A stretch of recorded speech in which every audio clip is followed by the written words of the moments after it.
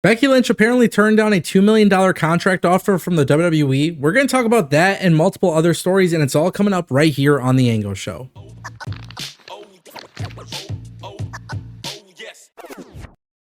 All right, guys, isn't it interesting that WWE carefully plans long-term booking, but when it comes to releases or departures, they're very last minute? I know that sounds kind of crazy, but that's exactly what happened with Baron Corbin. None of this makes sense. I'm scratching my head. Now let me explain why. Fightful Select had actually reported that WWE did a video shoot for Netflix, and this was on October 27th. Multiple stars from Raw and SmackDown were at the Netflix commercial for this video shoot, and those in attendance not only included Baron Corbin, but it also featured other wrestlers. Now, Io Sky, Kairi Sane, Motor City Machine Guns, Elektra Lopez, the members of the LWO, some of these people are on Raw, some of these people are on SmackDown. Obviously, Baron Corbin was a member of SmackDown. Everybody else that was at the video shoot were actually still in the company. They're still in the company as of this time. But what's really interesting is Baron Corbin is no longer in the company. Now, if the video shoot was on October 27th and his departure just happened this past weekend, you really have to wonder why did they make this decision? And I feel like that is a very big question mark. Now, I'm obviously a very big fan of Baron Corbin, and I've expressed that throughout the years on the channel. I never really understood why Baron Corbin ever blocked me on Twitter. That was kind of odd because I've never interacted with Baron Corbin, but I've always liked Baron Corbin. I always thought Baron Corbin was a great personality, and it was very evident that he was improving in the ring in such great positive ways.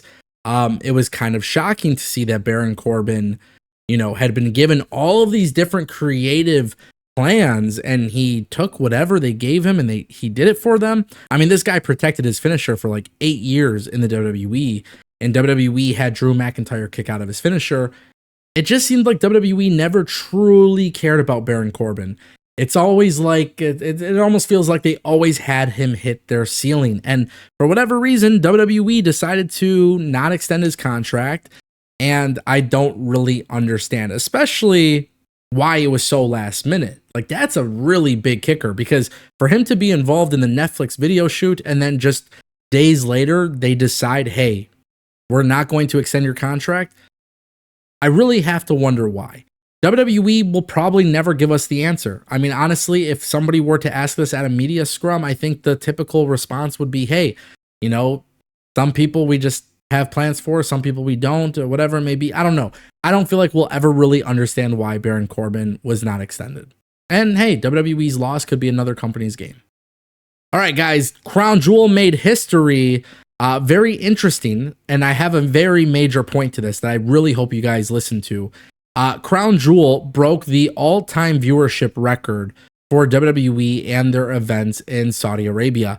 WWE put out a press release today, and they announced that Saturday's Crown Jewel event from Riyadh saw a 28% viewership increase versus 2023.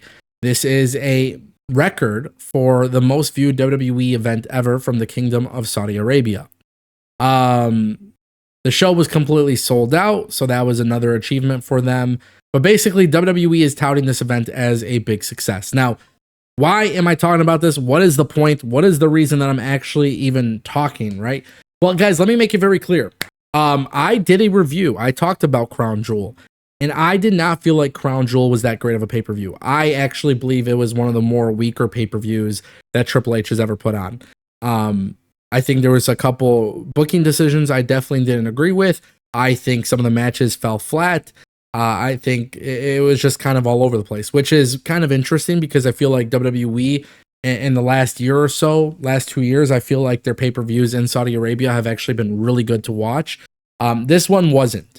But it just goes to show you that WWE, even if they're putting out a bad product, in my opinion, right now, I think the product was not so good on Saturday. It still goes to show you that people are interested, people are watching. And what does this say about WWE? Well, I think the big thing that nobody seems to really be talking about on this platform is the fact that WWE's brand is just so big and there's so much momentum. I think the brand outweighs the personality. What I mean by that Yes, they have Roman Reigns. Yes, they have Cody Rhodes. Yes, they have Seth Rollins and CM Punk.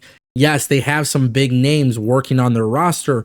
But I think whether WWE's delivering a great pay-per-view or not, I think their brand is so hot and so fire that people have a genuine interest in it. And I actually felt like the build to Crown Jewel really wasn't that great. I thought Seth Rollins and Bronson Reed had an amazing build, only for the wrong booking decision.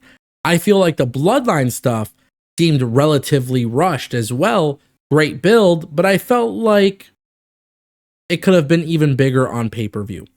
My point that I'm making, guys, WWE has built something so incredibly special within their company that it is to the point where people are going to watch, people will buy tickets, and ultimately that is all WWE cares about. So yeah, I guess really it doesn't matter what I think about Crown Jewel, right? Okay, and that brings us to our final topic, Becky Lynch. Some conflicting reports here. I'm super intrigued to see what is real, what is not. So let's talk about it. Jonathan Coachman, as you guys know, he is somebody who used to be involved in the WWE.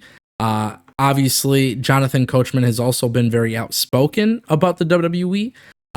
This is a guy who just spoke on Backstage Pass, and he stated that Becky Lynch was reportedly asking for $2 million a year, but WWE didn't do it, and if they did, she would be on the show right now. Now, this is Jonathan Coachman.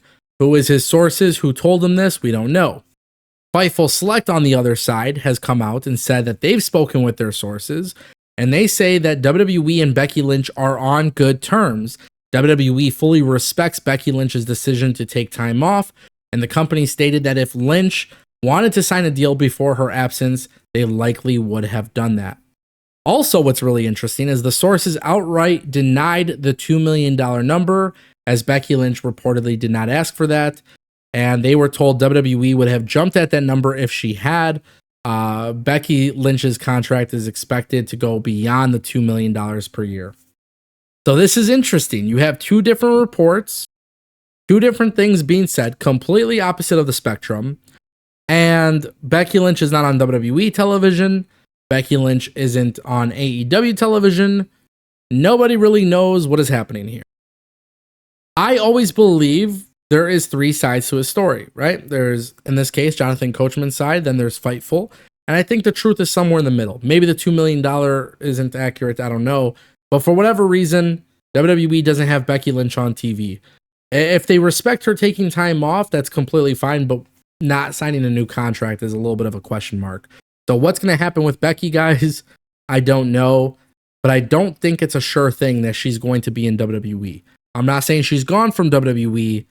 I'm just saying I don't think everything here is guaranteed. Let me know what you guys think down below.